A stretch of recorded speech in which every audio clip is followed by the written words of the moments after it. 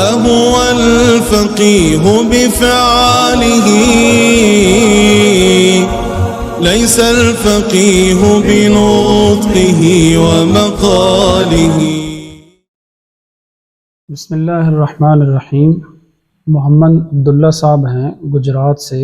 انہوں نے 2 سوال پوچھے ہیں. ایک سوال تو یہ پوچھا ہے کہ صدقہ فطر کن لوگوں پر واجب ہے، اور دوسرا سوال یہ پوچھا ہے کہ صدقہ فطر کے مستحق کون سے لوگ ہیں. تو تفصیل کے ساتھ ذرا اس کا جواب عنایت فرمائیں. تو دیکھیں یہ 2 سوال ہیں، تو ہم ذرا ڈیٹیل سے اس کو ڈسکس کرتے ہیں. ویڈیو اینڈ تک دیکھیں گے تو بہت ساری جو آپ کی کنفیوژن ہے یا بہت ساری صدقہ فطر کے حوالے سے جو آپ کی الجھن ہے انشاءاللہ وہ ختم ہو جائے گی. سب سے پہلے تو ہم پہلے سوال کی طرف آتے ہیں کہ صدقہ فطر کن لوگوں پر واجب ہے. تو اس سوال کا جواب دینے کے لیے میں آپ کو پہلے یہ بتاؤں گا کہ زکوٰۃ اور صدقہ فطر ان کا نصاب سمجھیں. اگر آپ ان کا نصاب سمجھ جائیں گے تو پھر آپ کے لیے اس سوال کا جواب آسان ہو جائے گا کہ صدقہ فطر کن لوگوں پر واجب ہے. دیکھیں جو زکوٰۃ کا نصاب ہے تو اس میں 4 چیزوں کو کاؤنٹ کیا جاتا ہے. اگر ایک آدمی کے پاس 7.5 تولے سونا موجود ہے تو اس پر زکوٰۃ واجب ہے. یا ایک آدمی کے پاس سونا تو نہیں ہے لیکن 52.5 تولے چاندی موجود ہے تو اس پر بھی زکوٰۃ فرض ہے. یا ایک آدمی ہے اس کے پاس اتنے 52.5 تولے چاندی کی مالیت کا مال تجارت موجود ہے، یا 52.5 تولے چاندی کی مالیت کی جو نقدی ہے یہ اس کے پاس موجود ہے تو اس پر زکوٰۃ فرض ہے. یا یہ 4 چیزیں ہیں، سونا، چاندی، مال تجارت اور نقدی، اس کے پاس یہ ساری تھوڑی تھوڑی موجود ہیں یا ان میں سے کچھ تھوڑی تھوڑی مقدار میں موجود ہیں. اگر ہم ان کو آپس میں ملائیں اور ان کی قیمت 52.5 تولے چاندی کو پہنچ جائے تو وہ آدمی صاحب نصاب ہے، اس پر زکوٰۃ فرض ہے. یہ تو زکوٰۃ کا نصاب ہے کہ زکوٰۃ میں 4 چیزوں کو کاؤنٹ کیا جاتا ہے. لیکن صدقہ فطر میں ایک 5ویں چیز بھی ہے، سونا، چاندی، مال تجارت، نقدی اور ضرورت سے زائد سامان.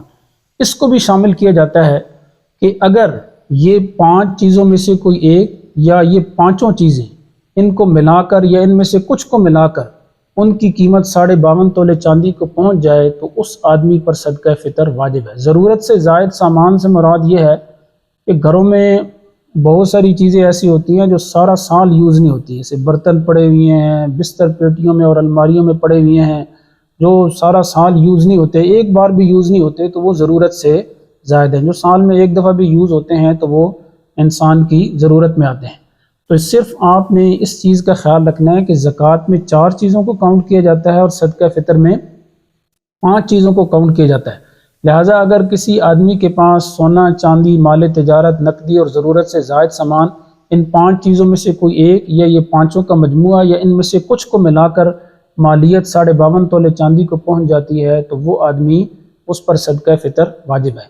اس لیے دیکھیں بہت سارے لوگ جو ہے نا وہ یہ کہتے ہیں جی پھر ہمارے اوپر تو زکوٰۃ نہیں ہے، صدقہ فطر نہیں ہے، ہمارے پاس تو 7.5 تولے سونا نہیں ہے.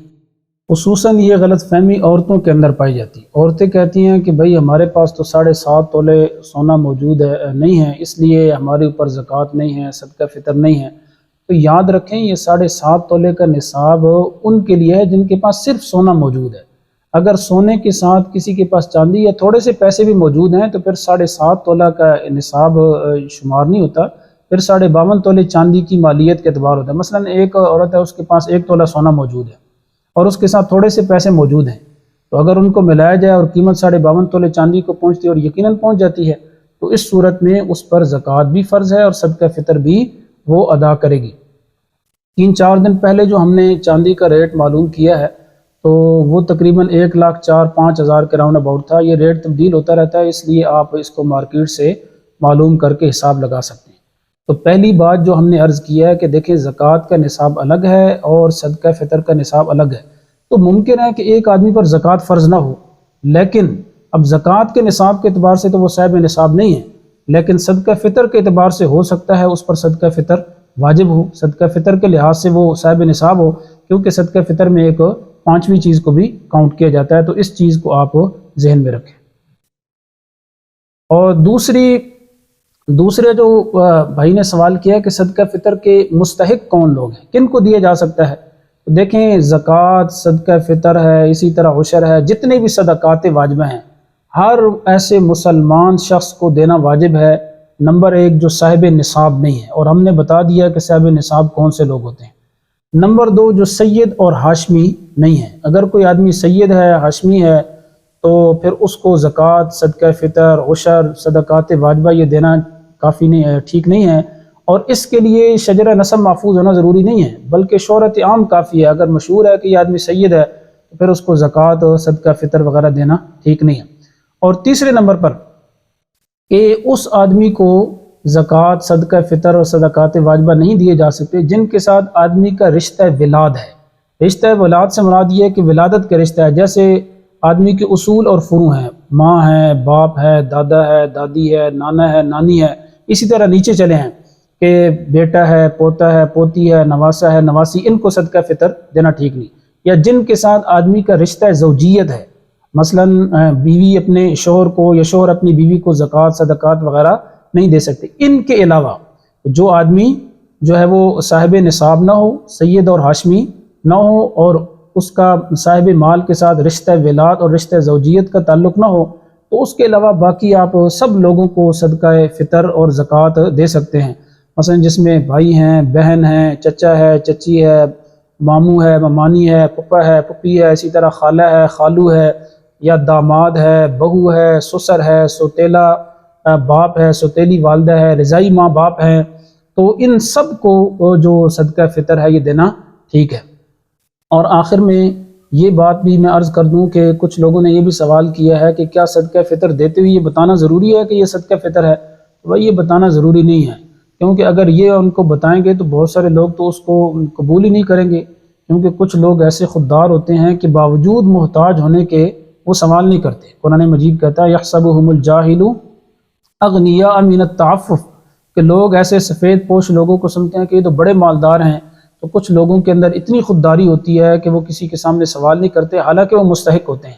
اس لیے آپ یہ دیکھیں کہ جو مستحق ہیں ان تک یہ صدقہ فطر پہنچائے، اور ان کو بتانا ضروری نہیں ہے کہ یہ صدقہ فطر ہے، یہ زکوٰۃ ہے، بلکہ آپ ان کو یہ کہہ دیں کہ یہ ہماری طرف سے گفٹ ہے، یہ ہماری طرف سے عیدی ہے، یہ آپ رکھ لیں تاکہ وہ شرمندگی اس پہ محسوس نہ کریں۔ تو میں امید کرتا ہوں کہ آپ کی جو ہے وہ کافی ساری جو الجھنیں ہیں وہ اس ویڈیو سے دور ہو گئی ہوں گی۔ پھر بھی اگر آپ کا کوئی کویسچن ہے تو آپ کمنٹ میں پوچھ سکتے ہیں، یا جو ہمارا نمبر ہے 030644265504، اس پر آپ واٹس ایپ کر کے اپنے مسائل کی رہنمائی حاصل کر سکتے ہیں۔